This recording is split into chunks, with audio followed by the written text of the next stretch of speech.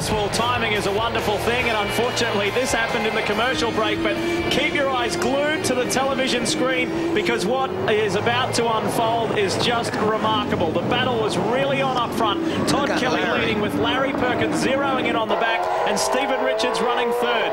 This was just remarkable. They exited the Aussie Male elbow and came down Conrod Straight. Now watch the Castrol Commodore. Larry Perkins begins to reel the youngster in. Here he comes, the 6 times winner, and he says, I've got you.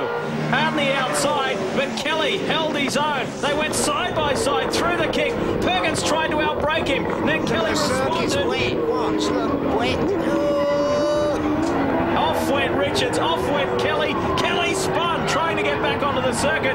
Perkins took the lead, and then all hell broke loose. Watch in the background as the Cat Ford goes off, and then the number 2 HRT Commodore of Jason Bright. They were scattering like flies. There was another one still to come, and that was the Toll IPEC Ford. Unbelievable. We believe the report was there was a patch of hail only in around the chase. Now, a lot of cars are coming in for that final stop. They've taken advantage of the safety car period, and here it is, Larry Perkins. The amount of speed the veteran was showing. Now, apparently, Larry had a bit of a crash coming into the pit lane entry, and look at the damage on the front of the car. So hopefully they can get the guard away from the tyre and get him back into the race. Yes, guys, the front of the car is an absolute mess. Would you believe it? He inherited the lead, come into pit lane and had an accident. Now, the front of the car is quite dashing, trying to push the guard off the front wheel. Now they'll go out. The crew reacted very well. Now, this is the time when things must go right for Larry Perkins if he's going to win this race. Well, Larry's dug deep. Let's have a look at the replay of what happened. Well, the road was slippery and voila. Woof. Oh, that's a large lump thump. Now, they'll have all their fingers and toes crossed that hasn't damaged part of the ancillary systems of the engine, like oil coolers or water radiators. This is going to be a nervous time for the Castrol team as Russell Ingall gets up to speed. Look at Larry. He is spent. He's given that everything he's got. Could be the last time we see Larry Perkins at Mount Panorama. Only time will tell. Now the 34 car is back in the pits. We don't know why. Whether they've gone for wets or whatever, but it's drying out. They might have come for a quick splash. Yeah, it's a splash. Now, the interesting thing is Stephen Richards didn't stop. He hasn't taken the opportunity to stop under this safety car. So what is going on at FTR? Larry Perkins recovers after a brilliant run, and he is not happy about what happened. I'll check out the FTR side of things for you very shortly, but what I can tell you is Garth Tander came in for a very quick splash. That's all it was. Mark Scaife has been in, Tony Longhurst rather got out of car 1. Mark Scaife is in it. So the only thing I'm thinking about here, guys, is just economy. We're on lap 128 of 161. Will that current stop be enough to get the likes of Scaife and co to the flag? Yeah, it sure will. Should be able to. They've got a few more, maybe 2 more laps under safety car. Should be able to get through 31 laps. Let's have a look at this Shell Helix replay. Now, there was a patch of hail, we were told. That might have been when they drove through there, but very wet down here. And look at them. All 3 have the loss of traction. Larry did the best getting out of this one, but then he crashed into the pit exit road. Stephen Richards did an awesome job to miss the back of Larry Perkins there as well. So great evasive driving, and they both spun. Now Larry's in the pits with Grant. Yes, Larry, slippery conditions out there. God, it was just mayhem. Well, it wasn't bad. The track was fine. I didn't expect the pit lane to be wet, and I didn't even think about the pit lane being wet because the track was dry and there was no problem with a dopey thing and spun in the pit lane. Okay, now what's happening now with the front of the car? How badly damaged is it? I don't know, but hit pretty hard, as you can see there. Now, we've just undergone a pit stop now. Can you make it home from here with Russell in the car? Yeah, exactly. That's why I come in the car. We'll come in to change over. Okay, thanks, Larry. So they'll be able to do it on fuel economy, but just hope there's no major damage to that car. And Larry is really kicking himself. He can't believe he made that mistake. Larry's such a dry guy. He's classic. Look at all these cars coming in now. Cito's car in there now. Yep. So Stephen Richards will come in and hand over to Glenn Seaton, will he? Not sure whether he'll exceed his maximum time behind the wheel if he doesn't. Kmart car is in as well. This is 15. Greg Murphy will take over from Todd Kelly. This is going to be frantic times down there. The FTR team go to work. Greg? All they're doing, they've had a word to Stephen on the radio. They said, Steve, we'll only keep you as long as we need to. Green tyres and fuel only, and you'll be gone. Car 15 is also in. It looks like a very similar scenario down at Kmart Racing. Well, that's going to hurt him coming in late because that's going to put him way down the queue. Oh, boy. Steve Richards can stay in and drive to the flag. Reset your fuel. 3 seconds on on the button, please. 3 seconds on the button. The Kmart car is out. I don't know if either guys, our guys in the pits, did you see if Greg Murphy got in? Did they execute a driver change or not? Just down here in pit lane for you, Greg Murphy is behind the wheel, Todd Kelly is not. So Murphy is behind the wheel of the Kmart Commodore. So Richard stays, Seaton did not get in the car, and Greg Murphy is back on board the Kmart Commodore for a thrilling end to the 2001 V8 Supercar 1000. Mark Larkham, extraordinary scenes. Well, you're dead right there, Marco. So both those teams came in late, and once you get in the queue and then come in, it's very, very costly. Telling him to adjust his anti-roll bars and his brake bias. Now they've got more fuel on board and new tyres. They've got to reset the chassis up. Such a hard call, though, Mark, because they're right on the edge of the fuel window. I think Sudo was probably sticking to exactly what he said. He was going to stay with his fuel window, and let's hope that pays off for him. Well, he's done that. The Fords are known to be more thirsty than the Commodores. Let's have a look at this incident again. This is from the back of Todd Kelly's car. Oh, look at that. Todd tried to get it back onto the bitumen, but then he just lost it as the car came over the curbs. Very lucky not to get T-boned by the following cars. Absolute mayhem. And if you need proof, as we watch from another angle, this is on board Larry Perkins looking out the side. He thought he may have had enough to get Todd Kelly. It came down to a braking duel. He pulled up alongside the 21-year-old, and Kelly did a good job under brakes. Larry decided to pull in and was very fortunate not to get hit from behind. Watch out to the right. Stephen Richards goes off. Todd Kelly goes off, and Larry says thanks very much. I think you'll find that Larry's, when he was braking, he saw the wet at the end of the road and just gave up. Well, gave into. Whoa, dear me. See how close that was? Could have been one of the 1/6. Yeah, good job from Stephen. Well done. Yeah, really the 2 times Bathurst winner. And if you need proof that experience and patience pays off, from 31st on the grid, Steve Reed and Trevor Ashby have broken into the top 10 for the first time on lap 129. Grant? More decision-making going on down here in the Castrol team, whether they bring Russell back in to put a new front bar on. The question is, well, first of all, it's bad. There's no aerodynamics. And second is, will they get another one back on? Because it's quite crunched in the front. They could waste time coming in here to try and fix another one on when it just won't fit. So at the moment, he will stay out and persevere with what he's got. As they weave forward and back, trying to keep the heat in the tyres. We are just over 30 laps to run in this enthralling battle, and there are some interesting names in the top 10. It is far, far from over. Stay with us on your home of Motorsport Network 10. We'll be back on the other side of this short break.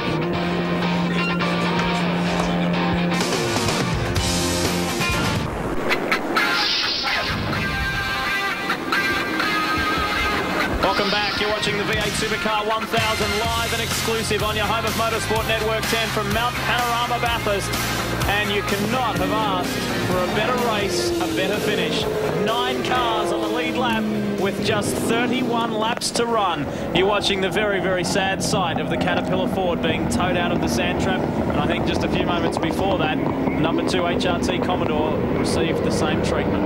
When you look at the front of Russell Ingall's car, do you reckon it's going to be able to make it? Well, no, I mean, it's certainly not going to be quick enough to race for the lead on because the under tray is damaged. But then they've got to make a call. I don't think they get a new front bar on that, which is so badly damaged, and that's a hard one. So I feel for Russell out there. And, it's going to be tough because at this circuit, so quick across the top, you need an effective under tray for front grid. And if you look at the front of it, it's really, really buckled and bent and touching the ground. I think they're probably better off staying out there and doing the best they can. because as you say, all the supports for it, everything where it fixes are going to be bent by it anyway. Absolutely. I was going to say Cameron McLean is going to have to drive the race of his life. Yeah, he's there, isn't he? I mean, he's right on the bumper now of car 1, Mark Scaife and Tony Longhurst. And he's the sole remaining Shell Ford. Dean Canto is behind him in car 6. They're in 3rd. The Holden Young Lions car, Owen Kelly, who's done a good job today, is out. And this car has sustained so much damage and is still going. Paul Romano exits his box onto the pit lane, and when they executed that pit stop, they were in 11th position. So it's the run to home. The most crucial pit stops have been performed, and this will be, when we go back under green, a flat-out race. Don't forget the next round of the Kart World Series, round 19 from Houston, Texas. That is a street race Join Billy Woods and Neil Crompton tomorrow night after Sports Tonight as we lead up to the Honda Indy 300. There's only 2 rounds to go. Of course, Houston and Laguna Seca before they come to our shores. The Honda Indy 300 on the Gold Coast, 27th and 28th of October. It's more than a race. It's a great event. And we look forward to the V8 International at Pukekohe in New Zealand, the 9th to the 11th of November. And it's been some time, some 5 years off the top of my head, since the V8s have been in New Zealand. The first time as a part of the Shell Championship Series. Actually, talking about New Zealand, Jason Richards got the Kiwi car up to 14th again, which is good going. Outstanding effort. Here's your race leader, your new race leader, the defending champion, the points leader. So much on the line for Mark Scaife, and he's got Cameron McLean breathing right down his neck. Just looking at this situation, these teams are going to be loving this time behind the safety car. 31 laps. Been out there for a couple more laps than that when they refuel. Mark Scaife getting into the car. He's really got an opportunity to pounce on this Shell Championship Series and take his first V8 victory at Mount Panorama. He's won it twice, but they were both in turbocharged Nissans. He's never done it in a V8, and it's one he really wants to crack. He's looking stronger here now than he has several years previous. Here's Russell well in contention for the Shell Series crown. He's got to survive here to keep his championship hopes alive. And the front of that car is looking battered and beaten. And the other thing to take into account, Mark, is when he gets his first good run into the chase and that, it's you're wondering, is this thing going to hang on? That's the downside about being in front. You can't judge by what's happening around you, what the grip surface is. Yeah, big problem in changing conditions. You've just joined us. That's the voice of Mark Larkham. Was teamed with Wayne Gardner this weekend. He's out of the race after running quite strongly, up as high as the top 10, and a puncture at forced Wayne Gardner into the wall up at Ford Cutting. So we're under safety with 30 laps to go. This will be a very interesting sprint race all the way home. What about that Aussie Male Falcon? A great performance by it and a number of other cars along the way. It's been a very interesting day on the mountain. We'll be back with more shortly.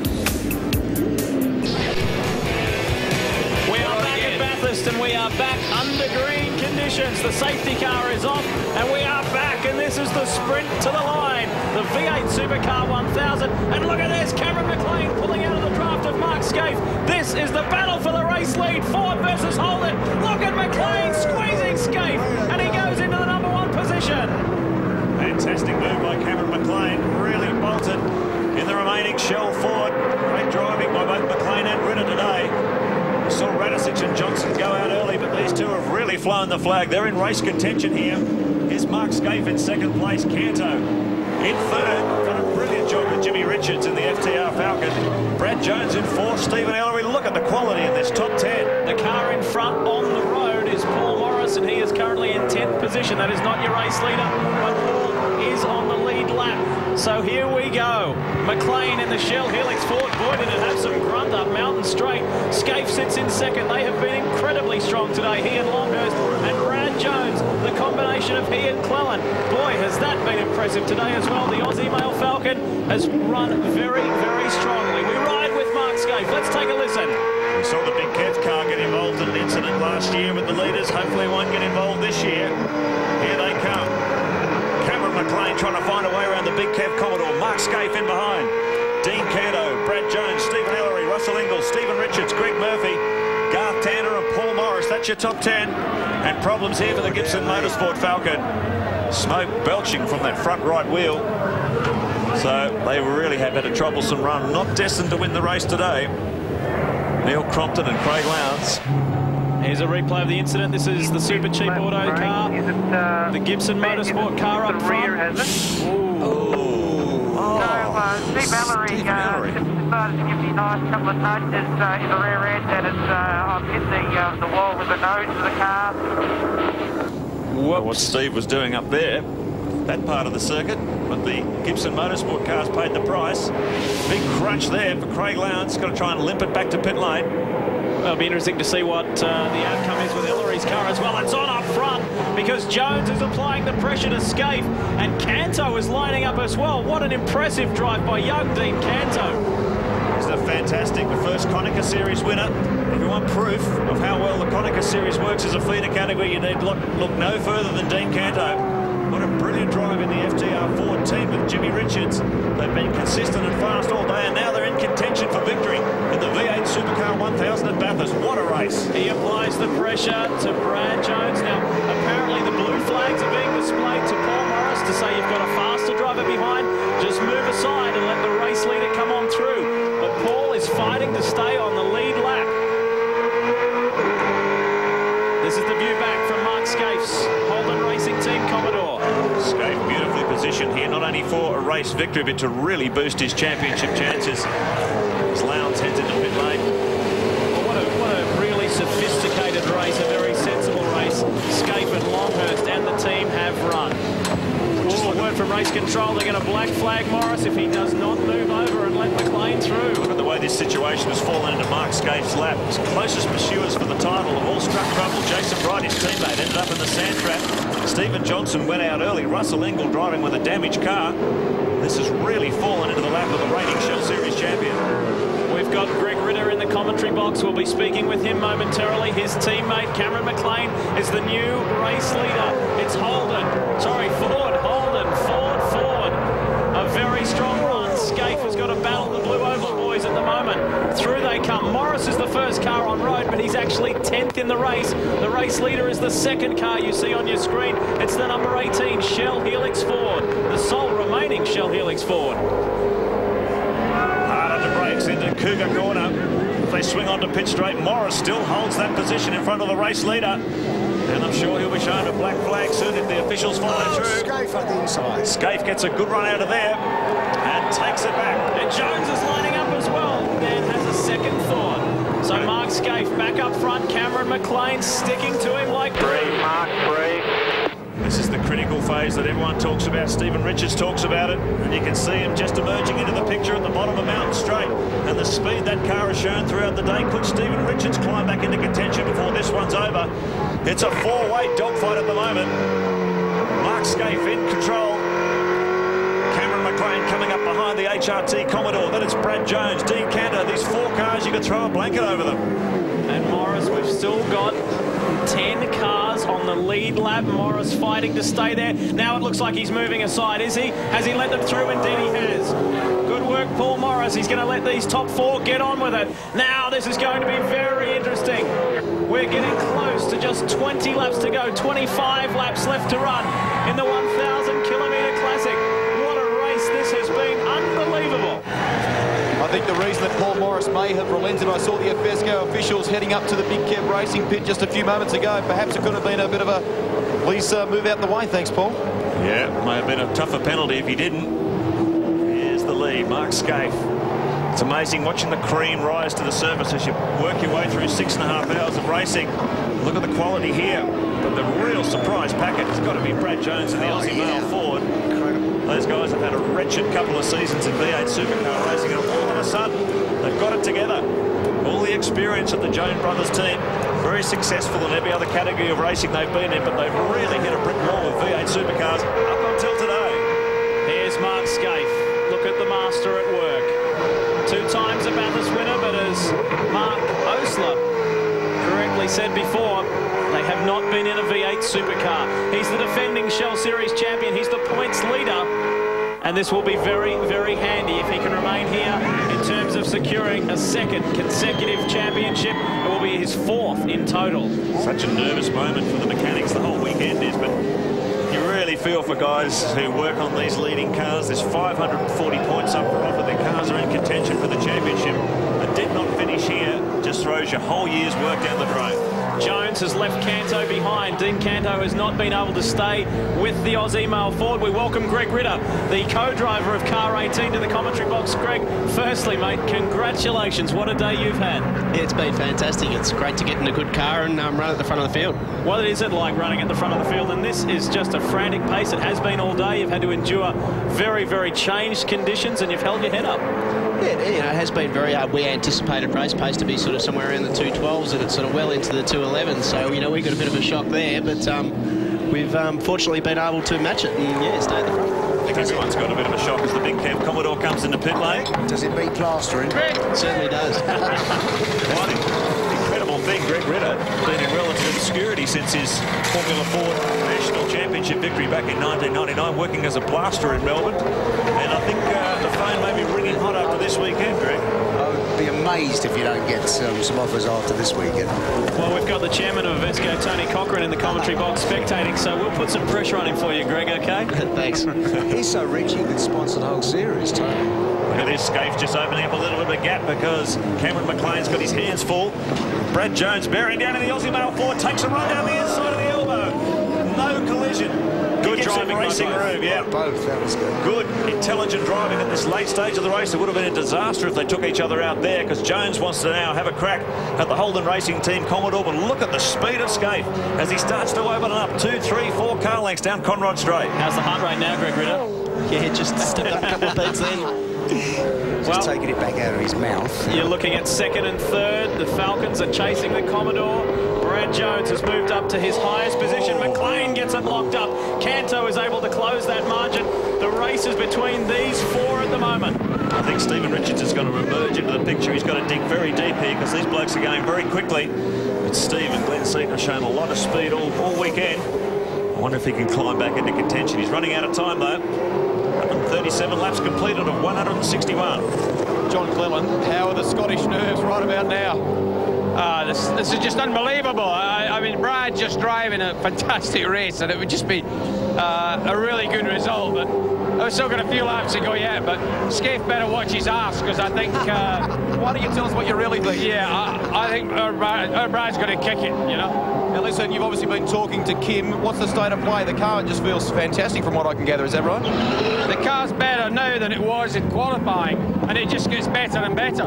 I mean, it just feels wonderful. The Aussie Mail guys have done a fantastic job for the last couple of days. We've changed really everything except the wiper blades. Well, we've got our fingers crossed for you. It certainly seems like you've got a good car and a slick strategy today. Well, we just hang on in there. It could be good. Well, we were talking about the speed of Stephen Richards, but unfortunately, car 5 has had to peel off into pit lane to change a rear tyre. Looks like this might have been a slow flat or a puncture, but he's had to come in, and that's taken him right out of contention for the lead now. The other FTR car is in contention, however, young Dean Canto, teamed with 6 times Bathurst winner Jim Richards. This is the highlight of Canto's career. He won the Konica Series, but now he is challenging for a podium at Bathurst. He has never been anywhere near in contention for something like this. This is a marvellous moment in his career. McLean is under siege, and the race has gone back out to a 2-car battle. And look at McLean locks it up through the elbow. Brad Jones is hunting Mark Scaife down. Jim Richards, can you believe the talent of young Dean Canto? He's doing a wonderful job at the moment.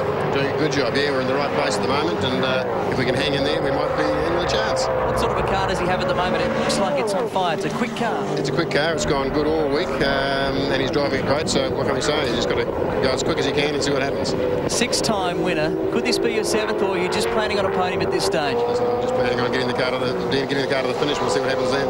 Okay, and what was the situation with Stephen Richards in his car just then? I had a bit of body work rubbing the tyre, I think. Thanks, Jim. Well, look at this. Paul Morris has gone into the pits. He's come out in front of race leader Mark Scaife. So Morris is back where he was a few laps ago. Scaife trying to find a way around his former teammate. He does. Morris tucks back in behind the Holden Racing Team Commodore. But here comes Brad Jones. Boy, he's getting some speed out of this Aussie Mail 40. He needs everything going for him now. His moment in the sun. It's been 2 very, very tough years in V8 Supercar racing. Can Brad Jones claim victory at Mount Panorama? He needs to get past Morris here, because otherwise he'll be held up going up the mountain. He's going to try and put a move on, and he does. These are the old Super 2 sparring partners here. This is a bit of Audi versus BMW days here, and Morris is able to hang on to the car after Brad really powered through hard on the inside. Now that it's a clean one-on-one battle again, we'll keep our eyes on the margin, because the previous lap it was 1.2 seconds. Jones took half a second out of Scaife, and the margin was 0.5 of a second. We'll wait and see how we go. Holden versus Ford. The gloves are off. This is a one-on-one battle. Well, the great thing about it is Bradley's got nothing to lose and everything to gain, hasn't he? Absolutely. The season and a couple of seasons that Bradley's had, you know, this is like pennies from heaven. Well, he's finished second. He's finished as high as second at Mount Panorama before with Holden Racing Team. That was back in 1994 with Craig Lowndes. He's taken third with HRT as well, but he's never won it, and he does not want to be the bridesmaid again while he's in a situation to strike. He's got more. I was going to say Mark Scaife has a lot more to lose than Brad Jones in this contest. And let's not forget that Brad Jones and John Cleland started from 22nd on the grid. They are currently in second. Here's the drag race down Conrod Straight. Lap 139 of 161. 22 laps to go in the 1,000-kilometre enduro.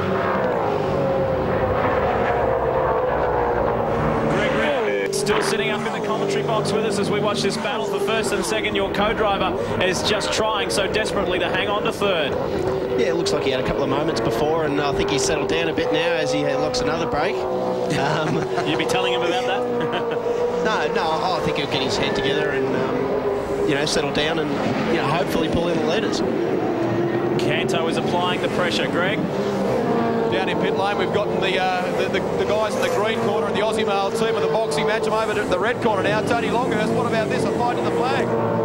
Yeah, I wish that old Ford would break down, but I can't have it. It's going to be a tough afternoon. We've still got another 20 laps to go, so anything can happen. I was leading the race this time last year. You're looking pretty refreshed after a fairly heavy day. Yeah, it's been really tough, absolutely driving on the limit. Like now and then some hail would come through across the top of the mountain, so you'd have a dry line and then all of a sudden you're on the ice, and very demanding. I think that's where experience shows off today. Enjoying your time with HRT? Yeah, just the most wonderful team. You can't believe how good they are, how good the car is. Wonderful experience. Well, let's hope it all goes well this afternoon. Thanks very much. 1988 was the last time, the only time that Tony Longhurst has been a victor here. 2:12.3 for Scaife, a 2:12.7 for Jones, just 0.4 of a second into the last lap. So the Aussie male Ford and the Holden Racing Team Commodore very evenly matched in this fight to the finish. In the V8 Supercar 1000, Scaife and Jones, it's going down to the wire. Ritter and McLean, they've dropped back a little bit there, all the way down to Ingle and Perkins hanging on in 8th place. Take note of how many are on the lead lap. Still 9 cars on that lead lap before we get to McConville and Bates. The 2 Lansvale cars, 10th and 11th. They are inside the top 12. That's a remarkable performance. This one is going to go all the way down to the wire. Stay with us. This will be a thriller. V8 Supercar 1000 race updates brought to you by Vodafone. Let's take you through the last hour. 10 cars on the lead lap at this stage. Stephen Richards taking top spot from Todd Kelly. One of many lead changes we've seen on track today. Safety car was out again after the Simpson Harris car hit the wall and was parked in a very precarious spot. Todd Kelly wins back the lead from Richards here. Down Conrod Straight into the chase. Now back up the hill. Perkins takes Richards into 2nd place. And at that stage, Ingle and Perkins, even with a bit of rain around, were looking very, very solid, but it all went wrong into the chase. Richards and Kelly spear off. Larry found himself in the lead here. Great recovery, incidentally, there from Steve Richards to get back on track. Anthony Tratt also went off in the distance there. You can see the Cat Racing car, and Jason Bright's championship hopes took a severe dent. But talk about severe dent to championship hopes. Larry, at the entry to pit lane, hits the tyre wall, and Russell Ingle, who desperately wanted to gain an advantage here at Mount Panorama, also loses out. Larry very frustrated, as you'd expect, in possibly his last drive here. Cameron McLean takes the lead not long after. Tremendous performance from he and Greg Ritter in the Shell Helix Falcon after championship contender Steve Johnson was out of the race. But Scaife, the championship leader, took it back and has now built a 1.1 second lead. Brad Jones is the man who's taken that upon himself. He's 3rd on that position at the moment to chase Mark Scaife down. Can he do it? There's a 1.3 second margin, and that's exactly what it looks like there from Scaife to Jones. McLean has some clear breathing room, but look who's coming in the background. Greg Murphy in the Kmart Commodore, after taking over from Todd Kelly, has been driving the wheels off that car, and now he's applying the pressure to young Dean Canto as he swerves from one side to the other. Murphy is locked in on the back of him like a fighter plane. Well, you had the impression that this Kmart car was going to be somewhere on the podium. It's looking pretty good now as he sizes him up under brakes. Murphy ducks under Canto, and that moves him up to 4th position. He's done a good job, little Canto. He has indeed. He's done a terrific job. Sydney works as a panel beater in Sydney with his dad Rocky at their family-owned panel shop. And the weekend he gets out and drives the wheels off a V8 Supercar. This has probably been the finest drive I've seen from Canto. It's one thing to win the Konica Series, but you're never quite sure about the quality of the opposition. But here, this is the top of the tree, and Canto has really earned his stripes. Greg? Hey, Todd Kelly, you've done the lion's share of the work today, but Murph's certainly earning his keep right now, isn't he? Yeah, I've had a little bit of a situation at the chase. The track actually was a bit wet and it caught me out, and had a spin and lost a fair bit of time, so I'm certainly making Murph work hard. When you came in, you were cursing yourself, you're right? Yeah, I'm obviously a bit disappointed with myself. We were in a fantastic position to win the day. We probably still be right up there if Murph keeps on going at the rate that he's going. You're only 21 years of age. This is not your first Bathurst, but of those that you've contested, can you remember it being as frantic as this? Oh, it's absolutely unbelievable out there. It's so close, and the times are so quick. It's like a sprint race. It's been a sprint race all day, and the track's wet and dry in spots, and it's pretty hard out there. Well, it's a sprint to the finish now. Let's hope it goes well. Yeah, same here. Murph's only just over 7.5 seconds behind, so it's plenty of time. That's 7.5 seconds behind Scaife. He's only 1.5 seconds behind Cameron McLean. So Greg Murphy is not off the podium yet. A battle further back. This is Ellery looking back at Garth Tander. 6th and 7th. It's tight there. And the battered Gary Rogers, Valvoline Cummins Commodore, the defending champions of Bathurst, are doing it tough further back. I just cannot believe the times being set by this battle for the lead. Scaife's just done another 2:11.4. Jones a 2:11.2. The gap 1 second. And Jones is just hanging on. Oops, missed a gear there. There we go. Sort of mate, you got a box full. And I'd say Tander's got through. Oh, he's side by side, so that's not too bad. I thought Stephen Ellery may have given a position. Look how close this is. Up Mountain Straight, heading towards XR8 turn, and Ellery will hang on.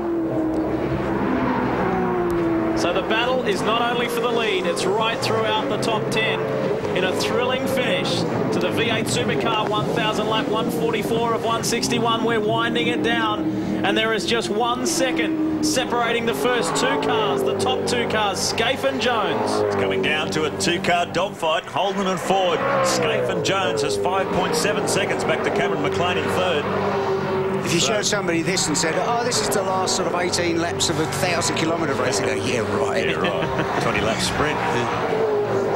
Just the beauty of the regulations as devised by the entrance group way back in the early 1990s to come up with a basic package that was bulletproof, reliable, a lot of excitement, a lot of noise, a lot of power.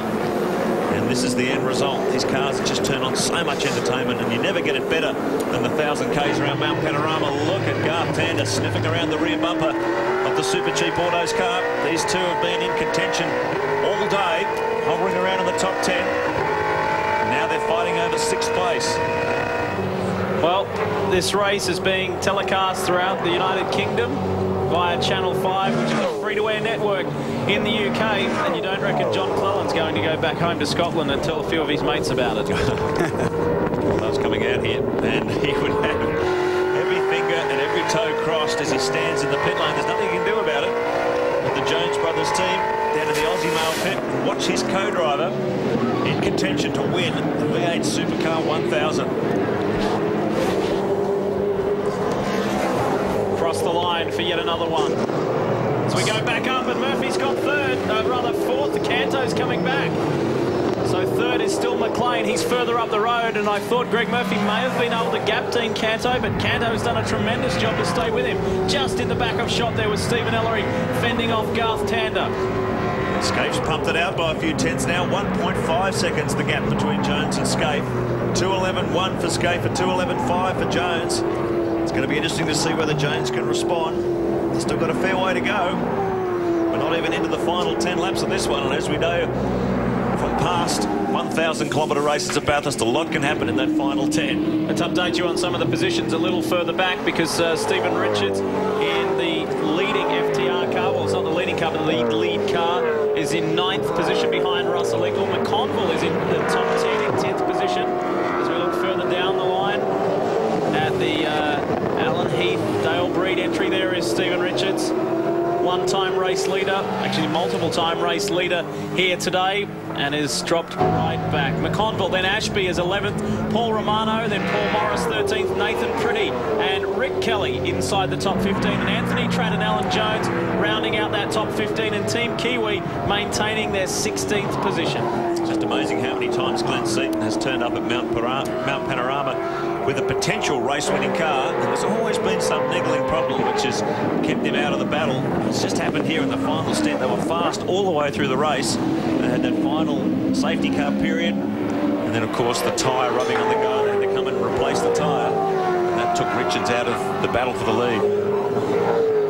Across the top, yet another time. He's back in 9th place now, Stephen Richards. A minute or so behind the race leader.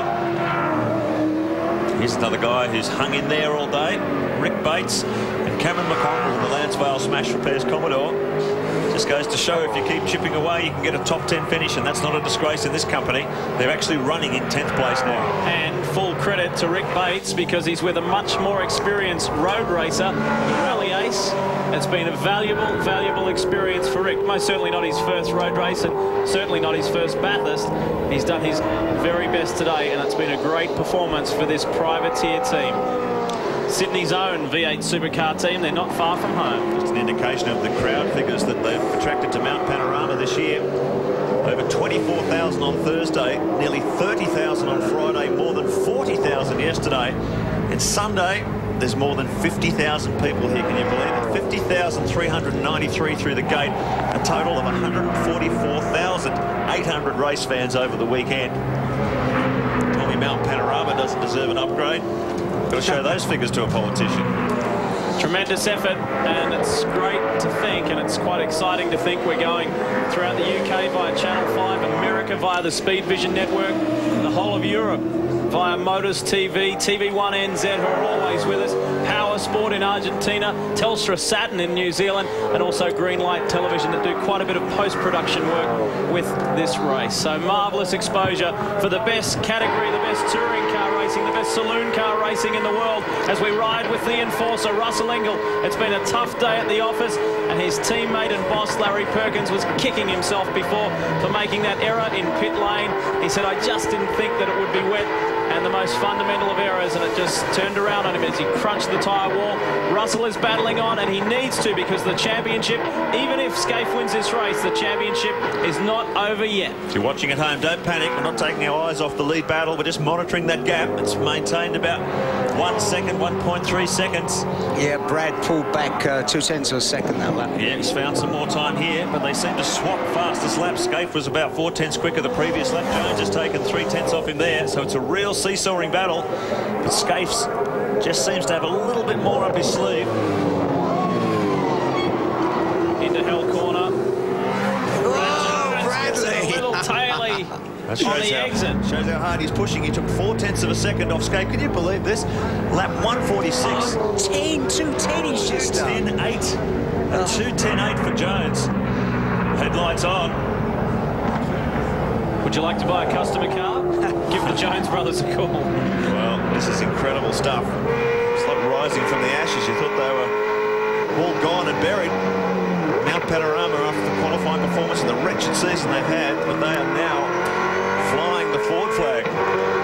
Although Mark Scaife has a lot of supporters around the country, and particularly in Melbourne, which is where he lives, there will be a band of people gathered around the telly, whether it's at home or in the pubs on the central coast of New South Wales. His father, Russell Scaife, will be watching intently. I'm not quite sure if Russell's here. I haven't seen him this weekend. But they will be very, very interested, because Mark is heading towards his third Bathurst victory. His first in a V8 Supercar. If he can sustain that pressure from behind, and with Brad Jones making that little error on the exit of Hell Corner, that's given Mark Scaife a little more room to breathe. Ellery catching on Canto, and Tander hot in pursuit as well. Murphy has been able to leave the Ford Tickford Racing AU. You can no longer see Murphy in that camera shot, so he's concentrating on catching Cameron McLean. Down toward Forest Elbow. This is really tough times for everyone. The drivers are tired. The brakes have worn. Tyres are getting down. Fuel loads dropping. They've had a very long, hard day. Everyone involved with this competition. And it really is a battle to the finish. Survival of the fittest. It was under a second, the gap between Brad Jones and Mark Scaife last time around, but Brad made a mistake going through Hell Corner, so I'm sure the gap will be bigger this time.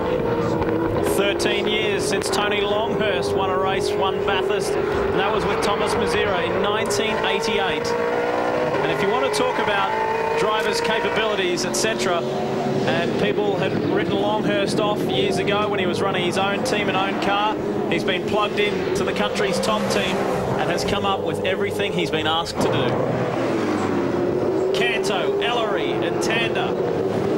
Wonderful experience and a wonderful display of talent by this young Sydney-sider Dean Canto. 1.9 seconds through the privateer ranks, and he's holding his own. 1.9 seconds the gap now between Scaife and Jones. Scaife was a second faster than Jones on that lap, so real inconsistency happening here in this final fight to the flag. Look at Ellery up the inside of Canto.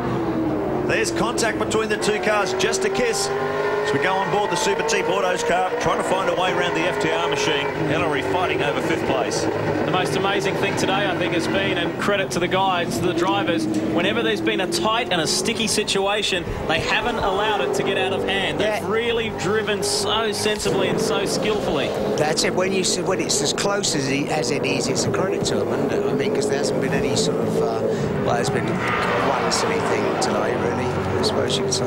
Well, just joining us in the commentary box, and we're very grateful. And he was at one stage a race contender, but dropped out after being dumped in the sandpit. Jason Bright, welcome up here, but we're sad to see you up here. Yeah, it's a bit disappointing. The Holton Racing Team Commodore was just going fantastic, and you know, we worked our way back up after that stop-go and the punch that we thought we had.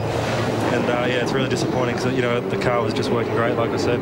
Have you been surprised by the pace? We asked all the drivers who come up here, and everyone has said, well, we thought sort of 12s, but had no idea it would be 10s and 11s. Yeah, I said before the race 12s, but we'll do whatever anyone asks. And, you know, I'm surprised that we're in the 10s. Yeah, certainly start of the race. I don't know why guys are pushing that hard. There's a few of these teams, Jason, a few of these privateer-type teams, like the Super Cheap team, like Brad Jones, Aussie Male Falcon. They've been giving you guys, your factory guys, a real hard time. Yeah, it's great to see. You know, I think it's just a credit to the formula that we got at the moment. You know, it's great that, you know, these guys can run competitive, and, you know, it's just a great series that we got going. Kim Jones, Brad's applying the thumb screw, has done a 10.8. That's lightning fast. Yeah, the car just keeps going quicker and quicker, which is surprising me a bit, because I think the Aussie Male Falcon at the moment has about 20 other people in there helping him. Not that he needs the help, but the guys have done a great job. They made a engineering decision last night to change the car. They worked all night. There's 3 or 4 of them that haven't been to bed yet. And the car right out of the box this morning, I think we're 3 seconds faster in the wet session, 2 seconds faster in the dry session, and it's just been going around, getting quicker and quicker. Kim Jones isn't about to cry, no, he's just shaking because he's that cold down here, but at the moment, looks like Johnny's trying to renegotiate his contract. Yeah, you know what's little short Scotsman like, but he's done a fantastic job as well, like with all the guys. The Ford Aussie Male Falcon just keeps going around, and hopefully in a few laps we'll finish first. Such a tough year, Kim. Let's hope that you can do this one. Don't you put the mogger on me. I'm out of here before I do. Okay, thanks, guys. Yeah, good on Aussie Male sticking by the Jones Brothers team. They haven't... the Jones Brothers team, in fact, have been so surprised. They admit they've been surprised by how hard the competition has been in V8 Supercar. They underestimated it. It's taken a long time to get a handle on this car, particularly with the testing restrictions in place. Only 12 test days allowed for anyone, and for a new team coming in and trying to compete at the top level, it's very, very hard, particularly with a one-car team. Jason, your car, when they first made it, you were struggling to get it set up, yet you found something suddenly, all of a sudden it's good. The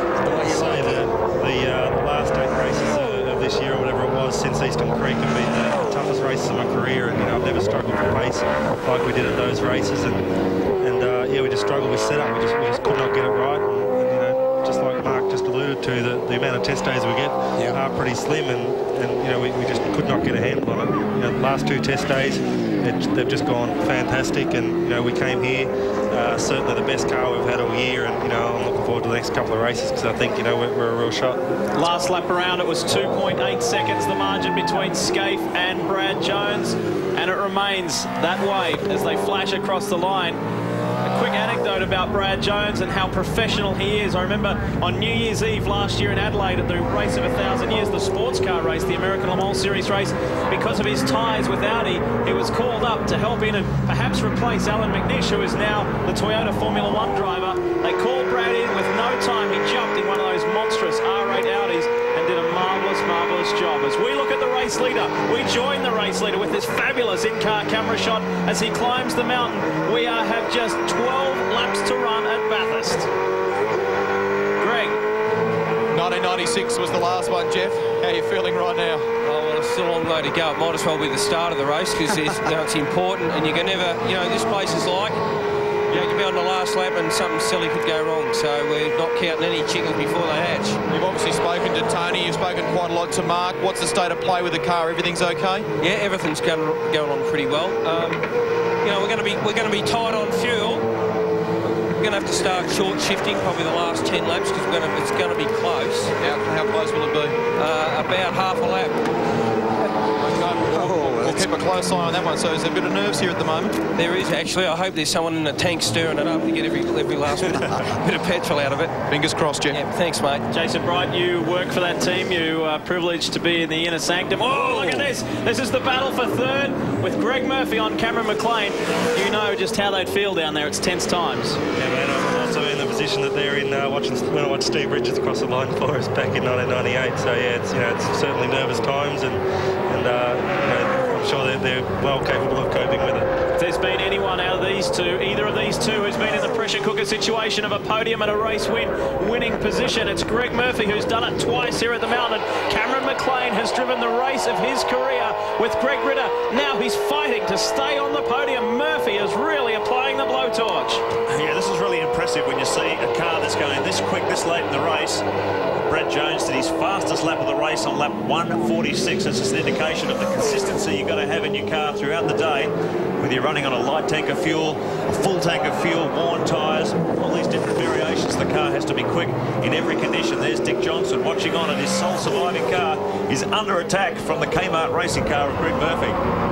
Dick Johnson watching on with son Stephen. Of course, it is the sole remaining Shell Helix Ford as they climb Mountain Straight yet again. You're right with Murphy. He's good under the brakes, but McLean, he's no slouch either. Side by side, Murphy has got him. Good, hard driving. Murphy is up onto the podium. Can McLean respond? We have had in excess of 6,000 emails today. We thank you for that. Obviously, there's no way we could have answered all of those from a range of countries, including, of course, here in Australia, New Zealand and Canada.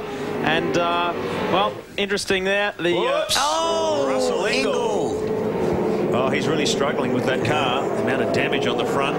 Larry gave that tyre wall a real whack. It's probably put all the steering out of alignment as well. Russell just does not have the weaponry to fight at the end. You saw the speed that car had before Larry brought it in for that final stop. They were looking very strong for the final run of the flag. Sadly, Cameron McLean cannot stay with Greg Murphy. He is doing his best, but Murphy is so determined. Look how much he has been able to put between himself and the Shell Helix Ford. Murphy is powering on, but he is a long way behind. He's some 9 seconds back. Here that race control has just warned Mark Scaife about dragging dirt onto the track, and that's over the curbing when you go for the left-hander in the chase. So there's 10 laps remaining now for race leader Mark Scaife. Can he hang on? RHRT marginal on fuel. Only time will tell.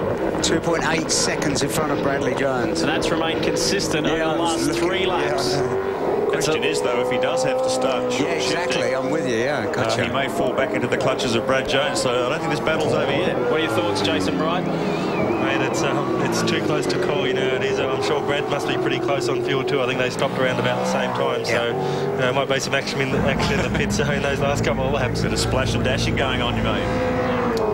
Let's have a look at Brad Jones and Cleland. They pitted on lap 127. And 128 for Scaife and Longhurst, so they were virtually a lap apart. How accurate is the fuel readout in the car? It's reasonably accurate, but it really just depends on how the pickups pick it up. Yeah. You really you're at God's mercy as far as that goes. It's like when the old orange light comes on when you're going down the motorway, isn't it? Yeah. We still have 8 cars on the lead lap. Garth Tander has finally squeezed through on the super cheap Ford. Stephen Ellery and Jeff Brabham have done a wonderful job today. Likewise, Tander and Bargwanna, the defending champions. It's been a tough old day. Here's the replay coming down into the Auto by Tel Chase. Thank you very much.